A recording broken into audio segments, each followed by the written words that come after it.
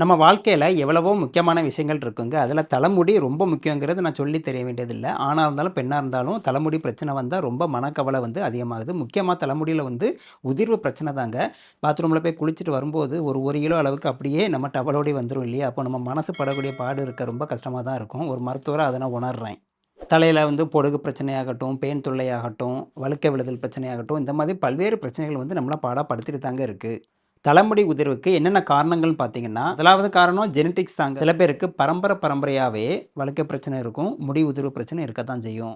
2வது பார்த்தீங்கன்னா, இரும்பு சத்து குறைபாடு தாங்க. 3வது புரதச்சத்து குறைபாடு. 4வது பார்த்தீங்கன்னா, வைட்டமின்ஸ் மற்றும் மினரல்ஸ். வைட்டமின் B12 மற்றும் வைட்டமின் D இதோட குறைபாடுகள் தலைமுடி உதிர்வுக்கு முக்கியமான காரணம். தைராய்டு பிரச்சனை இருந்தாலும் தலைமுடி உதிரும். மனக்கவலை அதிகமா இருக்கும்போது ஸ்ட்ரெஸ் ஆயிட்டே இருந்தோம்னா, முடி தானாவே உதிர்ந்து வந்துரும். தூக்கமின்மைங்க. அது நம்ம கையில தான் இருக்கு. சரியா தூங்கலைன்னா தலைமுடி உதிர்வு வரத்தான் செய்யும். ஸ்கேல்ப்ல சில பிரச்சனைகள் வருது இல்லையா? சோரியாசிஸ் ஆகட்டும், டெர்மடைட்டிஸ் ஆகட்டும், ஃபங்கல் இன்ஃபெக்ஷன், டேண்ட்ரஃப், ஹேர் ஃபாலிகல்ஸ்ல இன்ஃப்ளமேஷன் வருது. இது கூட காரணம் தான். சில மெடிசின் இருக்குங்க.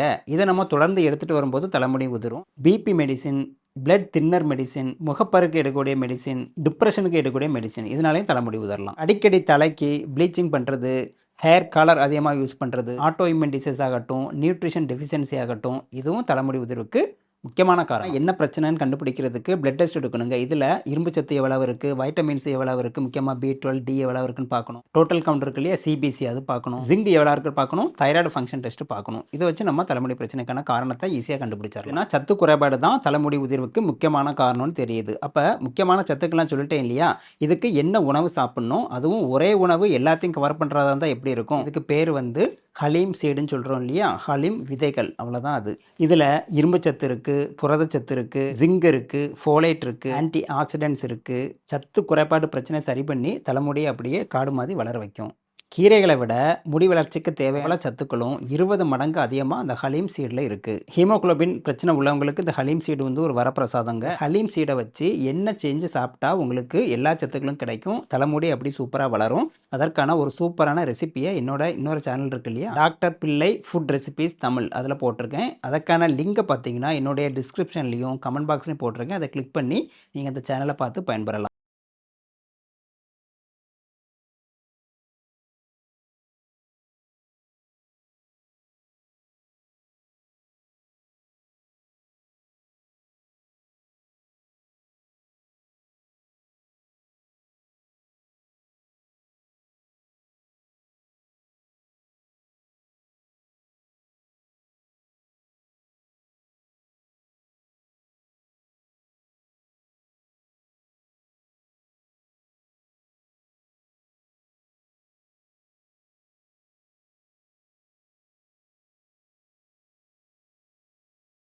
முடி வளர்ச்சிக்கு தேவையான இரும்புச்சத்து மற்ற எல்லா விஷயத்தை விட, கீரையை விட, முருங்கைக்கீரையை விட 20 மடங்கு அதிகமாக ஹலீம் சீடில் இருக்குது.